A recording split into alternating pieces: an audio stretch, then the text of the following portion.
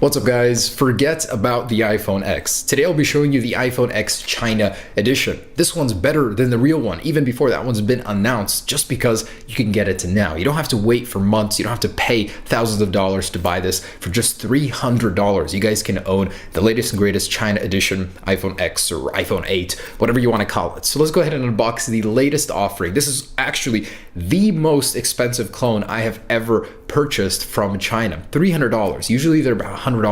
This one comes with top of the line materials, top of the line display, top of the line everything as far as China edition goes. So let's take a look at that. Now don't let the appearances fool you. This is the latest and greatest from China. So it's a little rough on the edges on the packaging, but I'm sure inside it'll well make up for that. So let's get in here. It's a little unconventional, you know. They save on the packaging quality to bring you a better product. At least that's why I think they're doing this.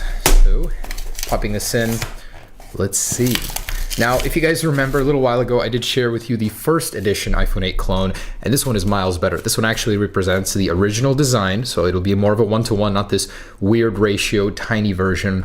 This one compared to the official, as you can see, is very tiny. Camera lens is elongated, kind of weird looking. You know, they didn't really know what they were working with first, so the display definitely, oh boy, that is hideous. So let's see how this one did. Hopefully a little bit better. Packaging is different already. Ooh. And here it is. Very nice. So definitely more representative of the final product here. Camera sensors are looking a little funky, both of them the same size. They will not be the same size on the original. One of them is going to be slightly bigger than the other, just a little bit. But here it is. iPhone, pretty okay. Let's see what it says. iPhone 8 Plus. So they didn't get the naming right on this one, but no matter. You know, as long as the actual product inside is correct. So let's go ahead and unbox this guy. iPhone 8 Plus. That will be a real product, but it won't be the one with the vertical cameras. That's going to be the iPhone X model. Okay, and here it is. So definitely a little bit more accurate inside. We've got this. Still no Apple stickers. The day a clone comes with Apple stickers is the day I will cry on camera for the first time. And this guy feels solid. It feels very hefty. That's nice. The feeling of premium quality just because it's heavy. We've got our accessories here. Unfortunately, no bundled AirPods this year, but we do have these. I wonder, do these come with a lightning? Oh, they do. So I'm assuming this doesn't have a headphone jack either. All right, so that is the iPhone 8 packaging. Let's check out the actual product. So how do I get this out of here? They actually sealed it in, so I literally have to cut it out of here. Okay. All right, and please be good. Did they really seal it into both of these? Wow, airtight. Okay. Ooh, iPhone. And here it is. Guys, look at that. They actually put an effort into getting those curved corners up on top, the sensor bar. Unfortunately, I'm seeing a little difference there from the original. There's a chin on the bottom and on the top where the screen doesn't go all the way through. So if I peel off the screen protector, look at that. There actually is a border here. So unfortunately, the display on this one does not go all the way up, but it is an 18:9 display. So that makes it the most sophisticated display on an iPhone clone ever. And on the back, check that out. Very clean. No FCC labels. Looks definitely in tune with more of the original here. So this is an early look, but still pretty dang good for the real deal, or the real clone deal. Camera lens looks definitely better than this one. You know, this design in general, I do like it. I mean, I don't see why people are disliking it. It looks cool, something different. Let's go ahead and power it on. And by the way, this has the longer power button here, and hopefully it's charged up here. On the bottom, we got our lightning port, stereo, well, just speakers for now, and then this one might have a stereo speaker up here, who knows. Tiny status bar cut out there, the speaker grill. There it is. Dang, that's not bad. That gives you a huge user experience, and that's a very sharp display. So you definitely get what you pay for with this. $300 for a clone is no laughing matter. Let's see how the software does though. Does it make up for the price? So build-wise, I definitely say it's definitely the most well-built clone I've felt. Metal border there. This actually might be glass on the back, and not sure how I feel about this. Is it a resistive touchscreen? All right, so press home to open. They actually included a virtual on-screen home button on this guy, And as we saw in some of the earlier concepts, that is how you're going to operate the home button on this one. On the real one, we're going to see some sort of gestures. And as you can see, double tap there opens up the app switcher. Okay, get started on home. No thanks. So what do I have to click? Double tap to go home every single time? Are you serious? It does not go home from one tap. Interesting. That's kind of annoying. Ooh, there's Control Center. So they did copy the iOS 11 Control Center even. That's funny. Ooh, that works very well, surprisingly. It's a very bright display. Furry clone, very good. And I wonder if it can be adjusted and controlled. This is actually the first time I've actually seen an iOS 11 running clone. So that's kind of cool. You actually hold on these and they open up the platters. I wonder if it has 3D touch. Seems like it doesn't, definitely. Let me see. How do I activate Siri? Do I hold this? And nothing. So if I hold it, does it go home? No, it does not. Interesting. They kind of complicated this for no reason. Over here, we've got the widget view there. Cool. And the notification center. Unfortunately, they didn't copy the cover sheet, so it doesn't bring down the lock screen, just the notification center. Anyways, still acceptable for iOS 11. Let's go ahead and see what this thing is running. So let's jump in here. Definitely doesn't have the new icons from later betas of iOS 11, but iOS 11.0.1, cool. So this was a firmware that was rumored the iPhone 8 is going to come with it. Looks like it does. But we've got 128 gigabytes here, and this I believe is real 128 gigabytes for the price tag. Man, oh, that's annoying. No home with a single button. Even the App Store icon is not changed. The Maps is the old one. It's not the real deal, unfortunately. But it does look very good. I like how they blended the corners. Looks very sharp. So the display is pretty clean on this guy. The OS is there. Let's see what each one looks like.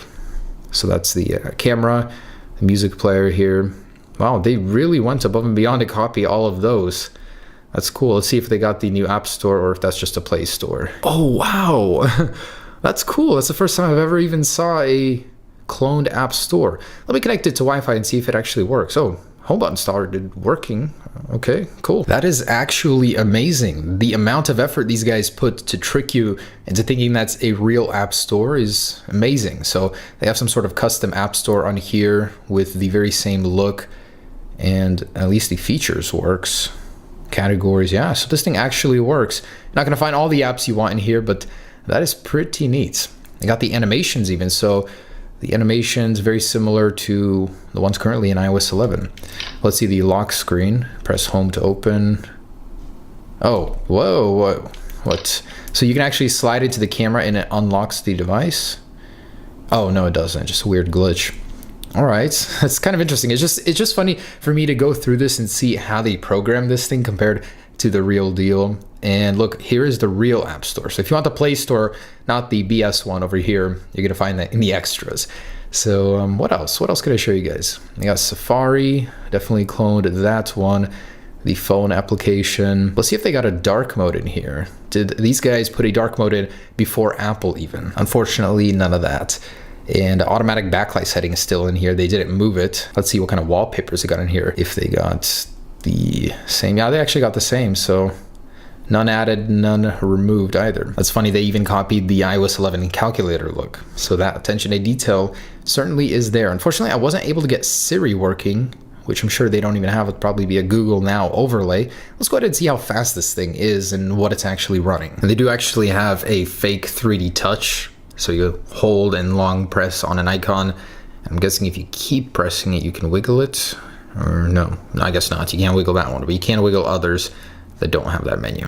And it's pretty responsive. Sorry, I keep getting distracted here, but this is hilarious. They actually want you to believe that Touch ID is working on this virtual home screen button. So it's scanning it, adjusting my grip. And what a dream this would be if this was real, but that'd be so funny. A clone comes to market with an under the screen embedded fingerprint sensor before Apple. And let's go ahead and see if this works. And I tried to see if there was any iris sort of facial unlock system. Unfortunately, there isn't. And did it work? Why are you not scanning my fingerprints? I guess not. It's all a fake. It does not actually let you. And unlike Apple, it lets you take off the fingerprint without putting your passcode in even. All right. Got Android 6.0, even the Galaxy Note 8 clone I saw a little while ago had something newer. Ooh, 1.3 gigahertz. Hey, at least they're honest. At least they're honest. And 962 megabytes, so 1 gig of RAM. Let's run that benchmark. Don't have high hopes for this one though. And I'm sorry guys, I tried twice. Halfway through the benchmark being completed, it just crashes and I have to restart and nothing happens. That should tell you enough you need to know about the performance of this guy. If you're buying it, definitely don't do it for the performance aspect. So let's go ahead and take a look at that camera. I'm hoping that this will be a next generation experience with a vertical camera. All right, just kidding guys. On the real one, yes, this one, I bet this one is a fake on the bottom. It looks like a dud. But we'll open it up and take a look in just a second. All right, so I'm starting from a dark to light environment, and wow, look at that motion blur. This is just walking down. If I stand still, it's still hard for it not to happen. Hard to believe that Apple changed these cameras at all, you know? I would expect a little bit more from a vertical lens camera. Should be doing a little bit better. Let's do some panning here, up, down to light. Oh my gosh. How is this worse than the last clone? That is truly awful. Oh my goodness. So if you're buying this for the camera, just know this literally should not even be defined as a camera. It is so bad. And the front-facing camera, hard to say it's any better. I don't even know what all of those little things are. I bet they're duds, but there it is. Also some pretty awful motion tracking blur there. Moving this thing, quality, oh boy, it's like VGA 480p max. Hoping the real one will be better than this. That is certainly one of the worst cameras I have ever used on a smartphone. The vertical orientation didn't help out much. All right, guys, next up, let's see if we can get an Antutu out of this guy. And once again, another failure. I have never had this where a device just simply refuses to do a test, both on Antutu and on Geekbench. It keeps restarting from the beginning here. So I cannot give you an accurate representation of how this phone performs via GPU or CPU, unfortunately.